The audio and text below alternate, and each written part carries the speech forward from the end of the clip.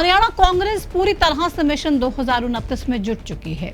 नए प्रभारी संजय दत्त और प्रदेश अध्यक्ष राव नरेंद्र सिंह, ये दोनों ही नेता एक्टिव मोड में हैं।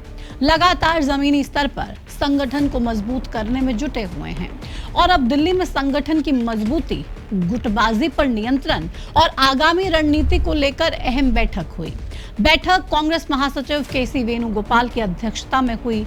दिल्ली में हुई समीक्षा बैठक में क्या कुछ खास रहा, क्या निर्देश कांग्रेस नेताओं को दिए गए और खास तौर पर मिशन 2029 और प्रदेश कांग्रेस में गुटबाजी पर लगाम लगाने के लिए क्या है कांग्रेस का एक्शन प्लान, इस वीडियो में मैं आपको बताऊंगी।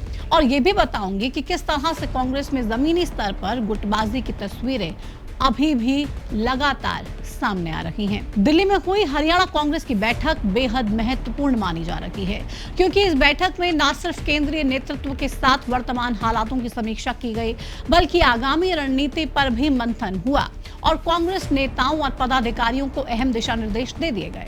लेकिन सबसे बड़ी अहम बात, कांग्रेस के प्रदेश प्रभारी ने आलाकमान को अब तक की अपनी पूरी रिपोर्ट सौंप दी है।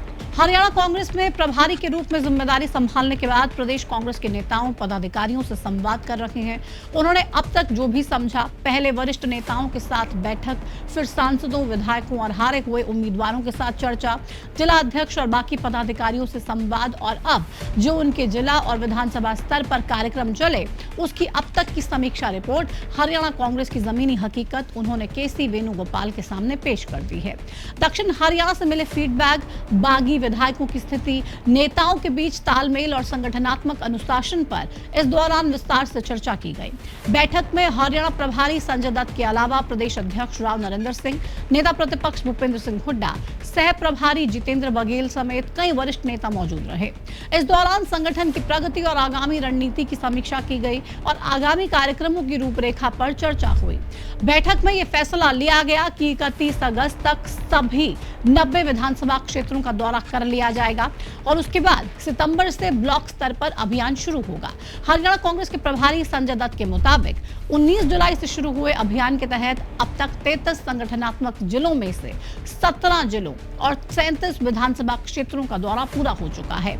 इन दौरों के दौरान पार्टी पदाधिकारियों, कार्यकर्ताओं और विभिन्न सामाजिक वर्गों से संवाद किया गया है। तमाम लोगों से उनका फीडबैक लिया गया है और लक्ष्य ये है कि 31 अगस्त तक सभी 90 विधानसभा क्षेत्रों का दौरा पूरा कर लिया जाए। इसके बाद सितंबर महीने से ब्लॉक स्तर पर पार्टी के कार्यक्रम शुरू होंगे, जिसके जरिए कांग्रेस अपनी नीतियां और कार्यक्रम घर घर तक पहुंचाएगी। यानी कि कांग्रेस अब किसी भी तरह से कोई ढील नहीं बरतना चाहती। भले ही चुनाव में अभी करीब 3 साल का समय बाकी हो, लेकिन कांग्रेस आलाकमान का पूरा जोर हरियाणा में संगठन मजबूती पर है।